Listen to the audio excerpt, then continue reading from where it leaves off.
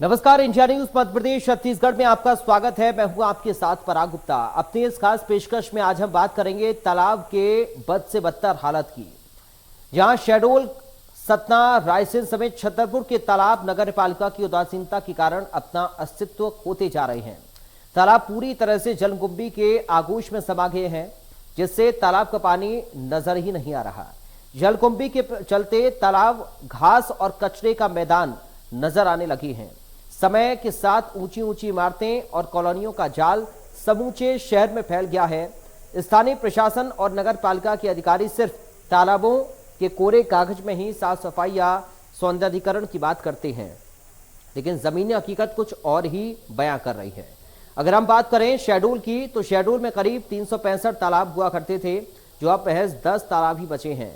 लेकिन वर्तमान में इस दिशा में पहल की जा रही है और तालाबों के संरक्षण को लेकर तमाम प्रयास जारी हैं। छतरपुर के बीचों बीच करीब 12 एकड़ का तालाब मौजूद है, लेकिन साफ सफाई नहीं होने के कारण गंदगी का अंबार लगा हुआ है। तालाबों से उठने वाली दुर्गंध के कारण लोगों का सांस लेना मुश्किल हो जाता है। वातावरण भी प्रदूषित हो रहा है। आज इसी मुद्दे पर करेंगे चर्चा। हमारे साथ मेहमानों का एक खास पैनल भी जुड़ेगा, लेकिन उससे पहले हमारी ये ग्राउंड रिपोर्ट देखिए। शहडोल जिला कभी 1000 तालाबों का गढ़ हुआ करता था।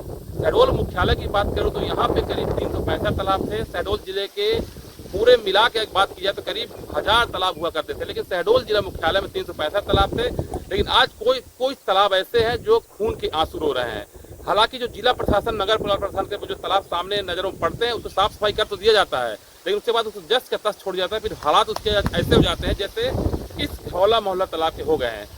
अपने सहयोगी से हम थोड़ा दिखाएं किस तरह से तालाब गंदगी से पटा पड़ा है। लगातार यहाँ पर लोग कंप्लेन करते हैं, लेकिन आज तक इस तालाब की सफाई नहीं हुई। पानी की हालत यह कि इसके अंदर कोई अगर चला जाए तो उसको कई तरह की बीमारियां खुजली हो जाए। आप देखिए तस्वीरों के माध्यम से जिस तरह से तालाब, जो नाले का पानी है पूरे इस तालाब में बह रहा है, और तालाब का, नाले का पूरा गंदा पानी, सेप्टिक टैंक का नहाने धोने का पानी इस तालाब में पूरा होकर तालाब को प्रदूषित कर रहा है। लगातार वार्ड के लोग कई बार कंप्लेन कर चुके हैं, लेकिन आज तक इस तालाब में लोग आते तो है, हल्का फुल्का साफ कर चले जाते हैं, उसके बाद जो हालत हो जाती है। लेकिन लोग भी जो है चारों तरफ इस तालाब के घर बने हैं। इसी तालाबों में जो सेप्टिक पानी इस तालाब में बह रहा है, कुल मिला कहा जाए तो इस तालाब दुर्दशा का शिकार होकर कर रहा है। एक जो यहाँ पे जनश्रुति है, यहाँ के लोग बताते हैं कि जो पांडव कालीन में जब यहाँ पे पांडव यहाँ पे आए थे, तो हर जगह हर दिन एक तालाब खोदा करते थे पानी के लिए। तभी से पूरे शहडोल जिले में 365 शहर में 365 तालाब और पूरे जिले में 1000 तालाब हो गए थे। जो शहडोल है, शहडोल का मतलब तालाब, तालाबों का ये पूरा गढ़ था, जो आज शहडोल जिला जो कई तालाब है जो आज दुर्दशा के आंसू रो रहा है। हमारे साथ वार्ड के जो एक नागरिक और सिल्लूर समाज से भी उनसे बात करते हैं कि किस तरह से तालाबों का जो अस्तित्व खोते जा रहा है शहडोल जिला, और आने वाले दिनों में अगर सहेजा नहीं गया तो क्या हालत हो सकती है शहडोल जिले के तालाब की। अंकल, ऐसी जनश्रुतियाँ है कि पूरे जिले में 1000 तालाब हुआ करते थे। जिला मुख्यालय की बात करूँ तो 365 तालाब थे। आप एक वरिष्ठ पत्रकार हैं, समाज सेवी हैं, तालाबों के संरक्षण के लिए आपने बहुत काम किया है।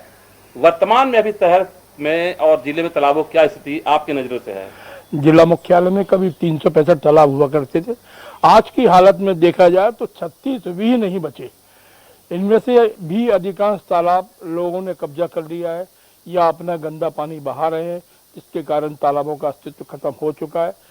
इन्हें गिने कुछ तालाब ऐसे हैं जहां प्रशासन ध्यान तो देता है, लेकिन जो अंदरूनी क्षेत्रों में जहां की लोगों ने कब्जा कर लिया है, वो तालाब आज भी प्रशासन की नज़र से दूर है। जिला मुख्यालय में कभी 365 तालाब हुआ करते थे। आज की हालत में देखा जाए तो 36 भी नहीं बचे। इनमें से भी अधिकांश तालाब लोगों ने कब्जा कर लिया है या अपना गंदा पानी बहा रहे हैं, जिसके कारण तालाबों का अस्तित्व खत्म हो चुका है। इन्हें गिने कुछ तालाब ऐसे हैं जहां प्रशासन ध्यान तो देता है, लेकिन जो अंदरूनी क्षेत्रों में जहां की लोगों ने कब्जा कर लिया है, वो तालाब आज भी प्रशासन की नज़र से दूर है।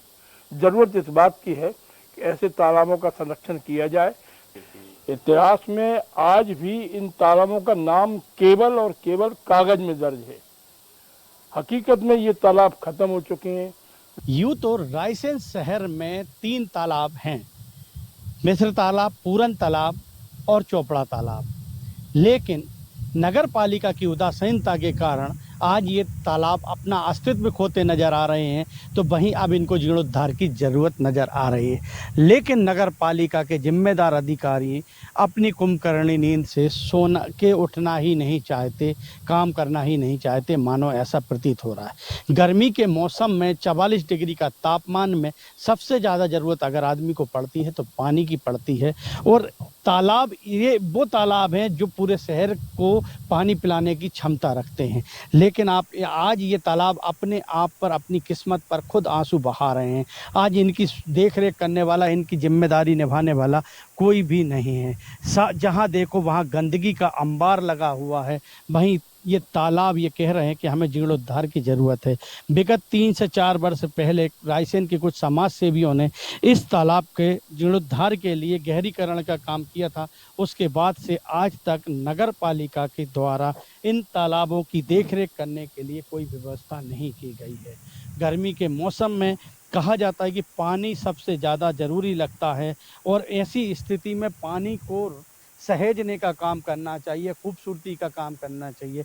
और अगर कागज़ों की बात करते हैं तो हम इस समय पूरन तालाब पर मौजूद हैं, और कागज़ों में आज इस तालाब पर भी लगभग पार्क बनाने की स्थिति निर्मित हो चुकी है। लेकिन अगर ज़मीनी स्तर पे बात की जाए तो आज भी ये तालाब ऐसी स्थिति में है कि शाम होने के बाद इस क्षेत्र में इस तरफ से लोग आना भी पसंद नहीं करते। कारण है कि पूरे में अंधेरा, पूरे में यहाँ पर फालतू लोगों की बैठक यहाँ पर ये दर्शाती है कि नगर पालिका अपनी जिम्मेदारी को अंजाम नहीं दे रही है। वहीं अगर तालाबों की बात कर सकते हैं तो आप ये तालाब जो सबको पानी पिला सकते हैं, ये तालाब में ये मोटी मोटी दरारें आप देख सकते हैं, ये किस कंडीशन में है तालाब। आज इसको खुद प्यासा तालाब है, इसको खुद आज पानी की आवश्यकता है। और आप ये मोटी मोटी दरारें आज आपको बता रही हैं, 2-2 इंच गहरी ये दरारें बता रही हैं, 3-3 इंच गहरी, कि हमको खुद प्यासे हैं, हमको खुद पानी की आवश्यकता है। लेकिन नगर पालिका के जिम्मेदार अधिकारियों की नींद ना जाने कब खुलेगी, ना जाने कब इस तालाब का भी जीर्णोद्धार होगा, ये तो समय बताएगा। लेकिन अभी की बात करते हैं तो आज ये तालाब अपने आप पर खुद अपनी हालत पर आंसू बहाते नजर आ रहे हैं। Ajay Gohil, India news, Raisen. इस समय हम मौजूद हैं मैयर के हृदय स्थल तालाब में। ये धार्मिक स्थल है, ये तालाब का नज़ारा है। अब ये देखिए, ये काफ़ी बड़ा बात है, जो मिनी स्मार्ट सिटी में भी ये तालाब आ चुका है। ये तालाब सौंदर्यीकरण के नाम से है, लेकिन सबसे बड़ी बात ये है कि कई वर्षों से ये विष्णु सागर के नाम से तालाब था। जो यहाँ पे इस तालाब में यहाँ के लोग, जो यात्री आते थे, जो माँ के दरबार में दर्शन करने जाते थे, यहाँ पे अपना चाहे कपड़े की बात की जाए या किसी तरह का निस्तार, नहाने से लेकर कई चीज़ों में यूज होता था। लेकिन सबसे बड़ी बात है कि भीषण गर्मी के साथ साथ यहाँ के जो स्थानीय प्रशासन है, चाहे नगर पालिका हो या स्थानीय अलग जो प्रशासन है, यहाँ पे जो गहरीकरण की बात करते हैं, जो पानी की बात करते हैं, इसको अगर गहरीकरण कर दिया जाता तो शायद इस पानी का यूज यहाँ के जो दर्शनार्थी है या यहाँ की जो लोकल बॉडी है, यहाँ की जो जनता है, इसको यूज कर सकते थे। आप ये देख रहे हैं, ये नज़ारा काफ़ी बड़ा, ये क्षेत्र में ये तालाब बना हुआ है जिसको विष्णु सागर कहते हैं। लेकिन सबसे बड़ी बात यह है कि इस विष्णु सागर में आप देख रहे हैं तालाब के चारों तरफ गंदगी भी है। गंदगी के साथ साथ यहाँ पे कोई भी आज तक यहाँ पे इस गंदगी को साफ करने के लिए कभी तैयार नहीं हुआ था। लेकिन सबसे बड़ी बात यह है कि अगर समय रहते हुए अगर स्थानीय प्रशासन यहाँ पे गहरीकरण के नाम से अगर कर लिया होता तो शायद आज यहाँ पे इस तालाब में पानी होता। लेकिन सबसे बड़ी बात यह है, गहरीकरण न होने से इस तालाब में पानी नहीं है। इस समय सतना से आदिल खान, इंडिया न्यूज। तो आपने हमारे संवाददाताओं की रिपोर्ट अलग अलग जगहों से देखी कि क्या स्थिति फिलहाल बनी हुई है तालाबों की। हमारे साथ 2 खास मेहमान जुड़ गए हैं चर्चा के लिए। भूगर्भ शास्त्री हैं विपिन दुबे। विपिन दुबे जी, आपका स्वागत है इंडिया न्यूज में। सोशल एक्टिविस्ट हैं हमारे साथ राजेंद्र के गुप्ता। राजेंद्र के गुप्ता जी, आपका स्वागत है। शुरुआत विपिन दुबे जी आप ही के साथ में कर रहा हूं। जिम्मेदारी किसकी आप मानते हैं कि इन सबको देखभाल करने की है? लापरवाही किसकी है? आखिर क्या वजह है कि तालाब सूख चुके हैं, खुला मैदान बन चुके हैं? विपिन जी, जो तालाबों के संरक्षण की बारी होती है और पानी के संरक्षण की बारी होती है, तो ये शासन के साथ साथ जिम्मेदारी जनता की बनती है। जनता को जागरूक होना होगा, क्योंकि जनता को ही पानी की ज्यादा आवश्यकता होती है जी। जिस तरीके से तालाब का जो क्षेत्रफल चाहे वो भारत देश के किसी भी क्षेत्र में हो, तालाबों का क्षेत्रफल घटता जा रहा है, तालाबों की संख्या घटती जा रही है। ये बहुत ही सोचनीय विषय है। इसके लिए शासन को भी जागरूक होना होगा, जनता को इसके लिए अपने हक के लिए लड़ाई करनी होगी, क्योंकि तालाब ही एक ऐसा पानी का जगह होता है, एक रिचार्जेबल स्टेशन होता है जहां पर वर्षा जल का संग्रहण होता है, और यही वर्षा जल संग्रहण होकर के ये ग्राउंड वाटर लेवल को भी मेंटेन करता है।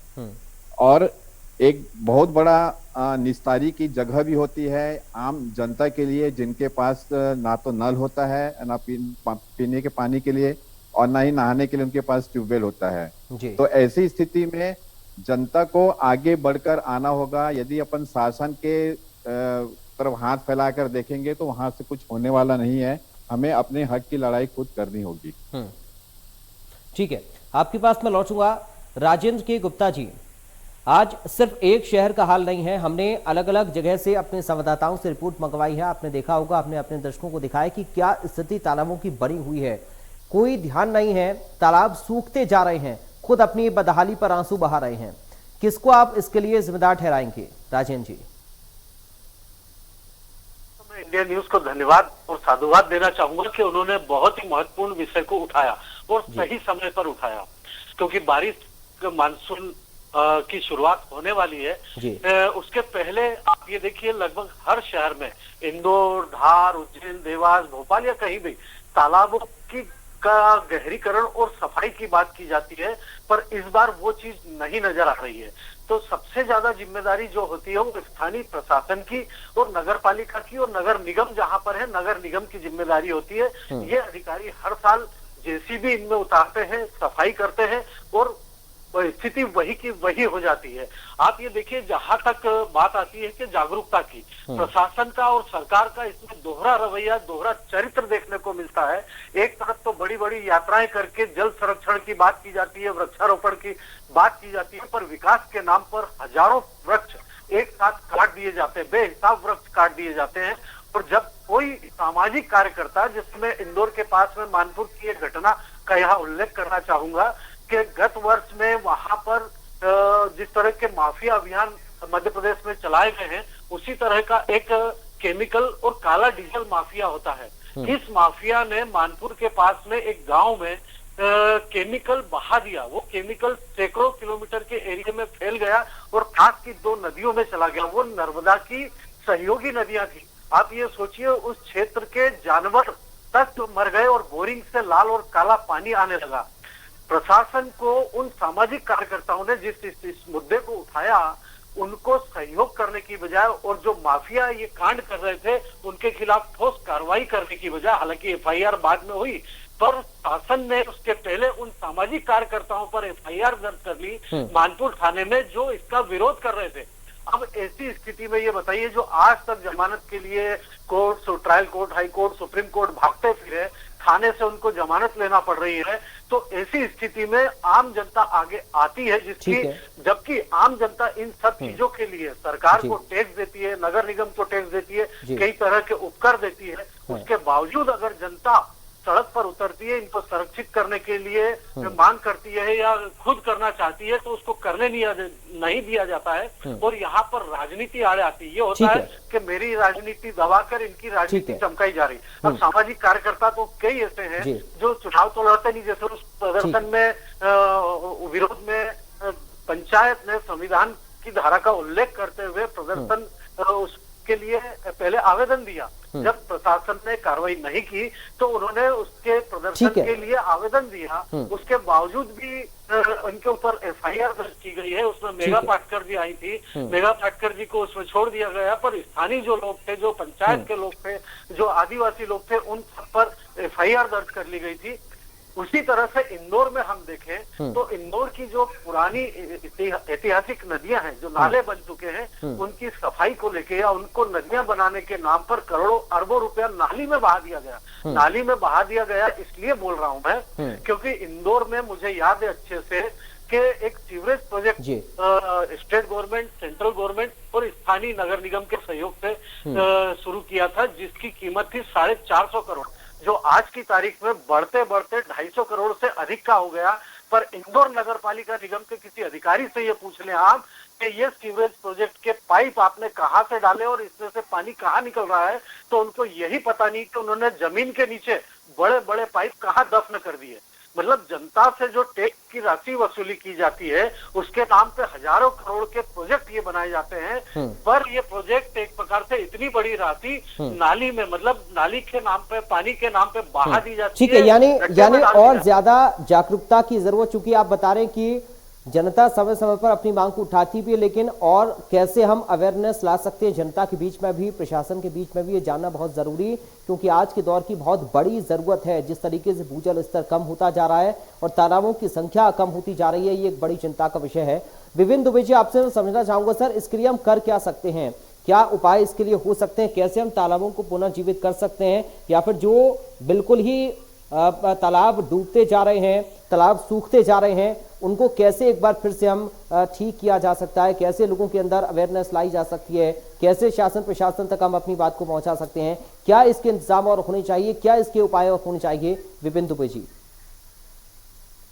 हमें लोगों के बीच में जाना होगा, उनके बीच में एक अवेयरनेस प्रोग्राम क्रिएट करना होगा विभिन्न एनजीओ के माध्यम से जी, और तालाबों को संरक्षण के लिए हर प्रदेश में, स्टेट में अपनी एक योजना होती है। जैसे कि हमारे छत्तीसगढ़ में सरोवर धरोहर योजना एक तालाब के लिए यहाँ पे लागू होता है, जिसके अंतर्गत सभी तालाबों का समय समय पर गहरीकरण और तालाबों के बॉटम में, सतही पे जो सिल्टेशन हो जाता है, उस सिल्टेशन को रिमूव करने का काम करना होता है।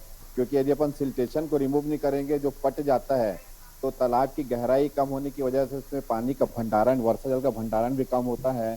तो और तालाबों के सौंदर्यकरण के नाम से उसका जो क्षेत्रफल भी जो कम करते हैं, इन सब चीजों को अवॉइड हमें करना होगा। और इसके लिए समय समय पर जो वहाँ के जो लोकल जो पीपुल्स होते हैं, उनके बीच में जाकर के हमें ये सब चीज को अवेयर करना होगा और हमें शासन को जाकर के इसके प्रति, इसकी क्षतिपूर्ति के लिए हमें आगे आना होगा। ठीक है, राजेंद्र के गुप्ता जी, क्या सुझाव आपकी तरफ से होगा, क्या और किया जा सकता है ताकि इनको पुनर्जीवित हम कर सकें? देखिए, मेरा तो सुझाव ये होगा कि चूंकि जहां तक ये बार बार ये बात आती है, मैं इसलिए एक बात पहले रखना चाह रहा हूँ कि जनता की अवेयरनेस की। आप ये बताइए, इंदौर नगर निगम ने हार्वेस्टिंग सिस्टम आवश्यक किया है। इंदौर की एक कॉलोनी 100% रिचार्जिंग हार्वेस्टिंग सिस्टम लगाने वाली कॉलोनी हो गई है। तो निश्चित रूप से मैं भी ये बोलता रहा हूँ कई विषयों पे कि जनता को जागरूक होना चाहिए, पर मेरा ये मानना है इस विषय पे जनता जागरूक है, वृक्ष लगा रही है, पानी का बचाव कर रही है, वो अपने व्यक्तिगत अपने रिचार्जिंग सिस्टम लगा रही है, वो सब कुछ कर रही है। इसमें स्थानीय प्रशासन को, जो जिम्मेदार अधिकारी है, प्रशासन प्लस नगर निगम, नगर पालिका और नगर पंचायत, इनको तालाब का जो गहरीकरण के नाम पर और संरक्षण के नाम पर जो ये काम करते हैं, उस काम को ईमानदारी से करना होगा। क्योंकि पराग जी, ये तय है कि आम जनता तालाबों का गहरीकरण का ना तो उसको अधिकार है, न वो कर सकती है। तो जिनको अधिकार है, हम उनकी बात करना पड़ेगी कि जिनको अधिकार है इसके काम की, जिनके पास बजट है, जनता पैसा देती है, जनता के पैसे से ही ये सब होता है, जनता का यह प्रत्यक्ष बड़ा सहयोग होता है। तो इन तालाबों का, नदियों का संरक्षण किया जाए, वास्तविकता में गहरीकरण किया जाए। गहरीकरण के नाम पर अधिक भ्रष्टाचार, अब बोलना पड़ रहा है कि अधिक भ्रष्टाचार नहीं किया जाए, इस तरह से ये जल का संरक्षण होगा। जिन तालाबों पर कॉलोनी बसा दी गई, आप ये देखिए, क्या पूरी एक गड्ढा खुदता है तो इन अधिकारियों को पता चल जाता है, इनका दरोगा, बीओ, बीआई वहां वसूलने के लिए पहुंच जाते हैं। तो क्या तालाब पे पूरी की पूरी कॉलोनियां बच जाती है, अवैध कॉलोनियां बच जाती है, तालाबों में कचरा डाल दिया जाता है। वहां पर आप छोटे छोटे तालाब इंदौर के आसपास ही आप जाके देखिए, जहां नगर निगम के बड़े प्रोजेक्ट चल रहे हैं, वहां पर तालाबों की हालत ये है कि वहां जानवर फेंक दिए जाते हैं मरे हुए, वहां प्लास्टिक पड़ा हुआ है, वहां कचरा डंप कर रहा है। अगर घर से आप कचरा सड़क पर नहीं फेंक सकते, चालान बन जाता है, तो उन तालाबों में इतनी बड़ी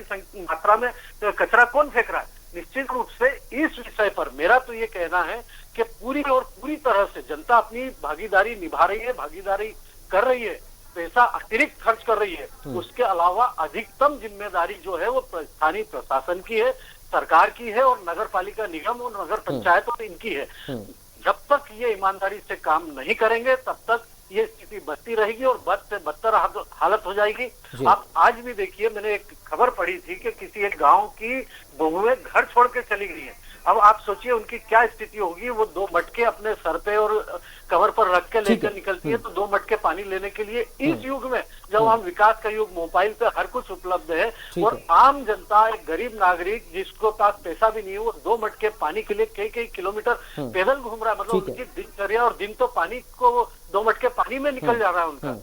और फिर हम बड़ी ठीक बड़ी है। बातें करते हैं। तो तो ये सारी उम्मीद हम कर रहे हैं, जिम्मेदारी- कि जो खतरों में इस वक्त तालाबों का अस्तित्व है, कम से कम उनकी सुध ली जाए और जो प्रशासनिक उदासीनता लगातार देखने को मिल रही है, कम से कम उसको दूर किया जाए। बहुत शुक्रिया विपिन दुबे जी आपका, बहुत शुक्रिया राजेंद्र के गुप्ता जी आपका हमारे साथ इस चर्चा में शामिल होने के लिए, इस चर्चा का हिस्सा बनने के लिए। तो हम उम्मीद कर रहे हैं और आज हमने इस चर्चा को आयोजित इसलिए किया ताकि कुछ ना कुछ जिम्मेदारी अपनी समझें वो अधिकारी जिनकी जिम्मेदारी इन तालाबों को संरक्षित करने की बनती है, कैसे इनको पुनर्जीवित किया जा सकता है, इस पर अब सोचने और विचारने की जरूरत है।